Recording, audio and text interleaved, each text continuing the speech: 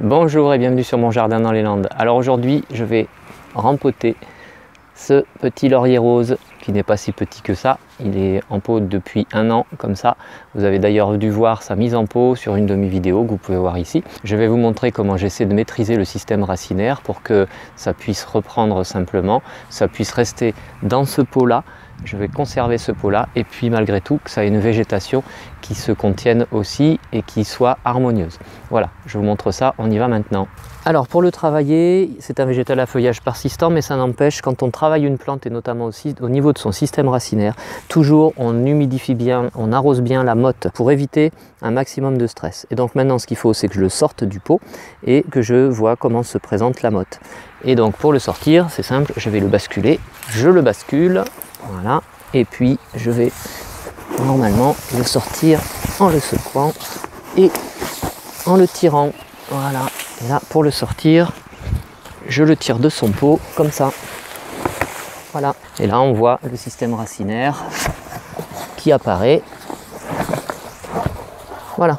Il a fait quelques racines ici qui sont sorties des trous de drainage, mais c'est pas énorme. Donc on peut dire qu'il a un système racinaire relativement intéressant et pas trop compacté. Il est temps de le faire malgré tout. On va pas le laisser passer une année entière à nouveau comme ça, parce que là par contre ça risque de vraiment s'enchevêtrer, de faire un gros chignonnage et d'être préjudiciable à la plante. Voilà. Et tout simplement pour diminuer le système racinaire, c'est simple, j'utilise une scie et je vais tout couper, tout diminuer. Voilà, et donc je tranche dans la terre. Je vais faire un carré. Voilà, c'est des coupes qui vont être relativement propres. Vous voyez, c'est un petit système racinaire très fin. Il n'y a pas de grosses racines parce que ça ne fait pas longtemps qu'il est en pot, ça fait qu'1 an. Et je tourne.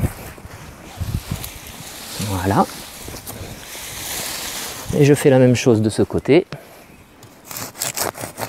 Là, la motte est un peu plus sèche, mais vraiment le fond ici est humide.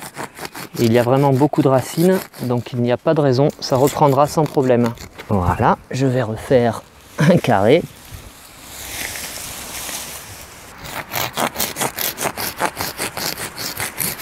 Et enfin, je termine par le fond ici, puisque je vais aussi jouer sur la profondeur. Je diminue d'à peu près 1/4. Et là, je coupe aussi. Voilà les morceaux de gâteau que j'ai supprimés. Donc je n'ai pas réellement arraché de racines. Ici je vais simplement reprendre ça au sécateur. Ça fait partie des grosses racines qui sont apparues. Voilà, mais c'est tout ce que j'ai quoi. Ici dessous j'ai rien. Et dans ce cube ici, j'ai quand même suffisamment de racines pour alimenter la partie aérienne. Voilà. Et puis là, tout simplement, quand on regarde les proportions, et on se retrouve avec une motte qui est diminuée suffisamment, qui va re-rentrer dans le pot sans problème. Maintenant, j'ai plus qu'à remettre du terreau dans le fond. J'avais pas mis de système de drainage, c'était pas nécessaire. Ah, c'est un mélange terreux que j'utilise habituellement, qui vient d'une pépinière. Il y a de la tourbe, de l'écorce de pin compostée, un petit peu de sable, et puis il y a bien sûr un fond d'engrais et de la fibre de bois. Et là, je remplis. L'écorce de pin notamment va servir au drainage parce que ça en a quand même un petit peu besoin. Je répartis tout ça. Et je remets la motte dans le pot.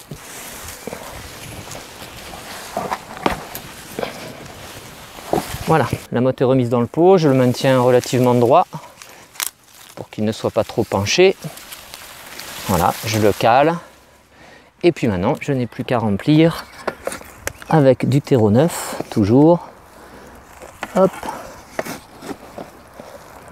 Je comble les trous, je rattrape toute l'épaisseur que j'avais supprimé avec la scie. Voilà, alors je tasse maintenant de façon à bien faire descendre la terre tout autour de la motte. Il faut caler la motte et voilà. Je répartis la terre de façon homogène. Je n'ai pas trop recouvert le collet ici. Enfin, il y a plusieurs collets puisqu'il y a plusieurs départs. Voilà, c'est pas trop enfoncé. On est pas mal. J'ai de jeunes pousses ici. Maintenant, il faut que j'arrose. Je l'arrose bien comme il faut pour bien faire descendre la terre autour des racines et en même temps l'aider par rapport à ce stress de la coupe des racines, de la motte en tout cas. Voilà, et là je détrempe bien, ça va s'écouler progressivement.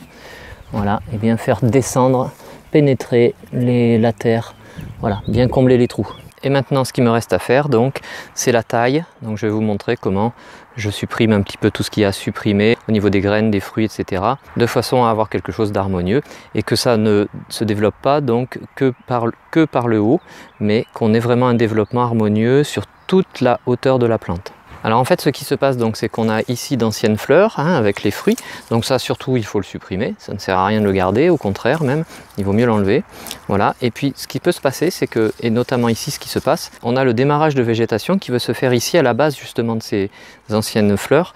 Donc ça, je vais le supprimer parce que je veux pas que ça démarre de là. Moi, je veux que ça démarre d'un peu plus bas. Et notamment, je vais favoriser des démarrages comme ici. Ça, je vais le conserver et je vais retailler un peu ici. Et par exemple, je vais tailler ici, là et là. Comme ça, je vais conserver ici ce petit démarrage. Ici, parce qu'on est vraiment sur le début. Après, ici, je vais laisser un peu plus haut. Voilà, ici, au niveau de la taille, je suis bon. Donc, je vais simplement supprimer la partie ancienne inflorescence. Tout comme ici. Voilà. Ici, vraiment, je laisse le bas. Voilà, ça, je vais le couper un peu plus haut. Ici, et puis progressivement aussi, voilà, j'essaye d'arrondir la plante. Le fait de tailler va permettre à la plante de réorganiser sa végétation et donc de repartir vraiment quand même plus vers l'intérieur et vers le bas.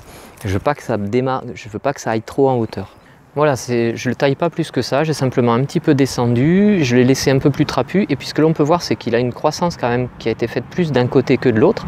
Alors ça c'est parce qu'il était cultivé, je l'ai laissé en culture tout l'été dernier au même endroit sans tourner le pot et donc il a poussé plutôt d'un côté. Donc là ce que je vais faire cette année, donc je vais le mettre au même endroit mais dans un sens différent de façon à ce qu'il repousse de l'autre côté, qu'il voit la lumière différemment. Donc après le feuillage va se renouveler, il a eu de l'engrais avec le mélange terreux que j'ai apporté, le nouveau mélange terreux. Maintenant je vais le mettre dans son emplacement de culture pour passer toute la saison de pousse. Donc nous sommes fin mars finalement, c'est le bon moment pour le faire. Globalement les grosses gelées sont parties, donc là c'est le bon moment, ça redémarre en végétation et maintenant il va falloir que je surveille l'arrosage régulièrement. Je vous remercie d'avoir écouté et regardé. Si cette vidéo vous a plu, n'hésitez pas à liker, comme d'habitude, en mettant un petit pouce bleu vers le haut. Si ce n'est pas déjà le cas, vous pouvez vous abonner, en n'oubliant pas de cliquer sur la cloche des notifications en bas pour recevoir les prochaines vidéos que je vais publier. Et puis je vous remercie d'être passé me voir, ça fait toujours plaisir. Et à bientôt sur Mon Jardin dans les Landes. Au revoir!